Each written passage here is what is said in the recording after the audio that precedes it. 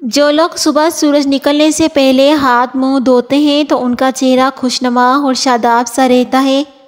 अगर आपको बार बार पेशाब आने का मसला है तो खाने के बाद थोड़ी सी दालचीनी खा लिया करें। बार बार पेशाब आने का मसला ख़त्म हो जाएगा।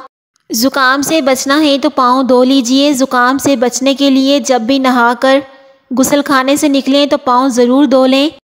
पालक खाने से पट्टे और जोड़ मजबूत होते हैं। जो लोग रात को मोज़े पहनकर सोते हैं उनका बहुत बड़ा नुकसान होता है। मोज़े पहनकर सोने से ब्लड प्रेशर बढ़ जाता है और इससे पैरों के कैंसर का मसला भी हो सकता है। खाने के बाद गुस्ल करने से इंसान को जान जाने का खतरा हो सकता है, क्योंकि गुस्ल करने से खून की रवानी बहुत तेज़ हो जाती है। अगर आप रोज़ाना अनार का जूस पीते हैं तो आपकी जिल्द दानों से पाक, जवान और चमकदार नज़र आएगी। दुनिया की 10% आबादी बाएं हाथ से लिखती है। रात के वक्त चावल खाने से गुरेज करें। ये नींद में खलल और मोटापे का सबब बनते हैं।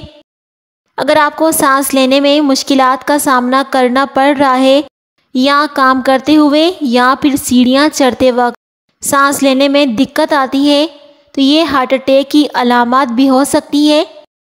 माश की दाल और दही एक साथ खाने से ब्लड प्रेशर तेज़ी से बढ़ जाता है। खून में कमी की अलामत थकावट, सर दर्द, जर्द जिल्द, बेतरतीब दिल की धड़कनें, सीने का दर्द, ठंडे हाथ, चक्कर आना, टांगों में दर्द, नींद का ना आना। कौन सी अशिया कितने वक्त में हज़म होती है?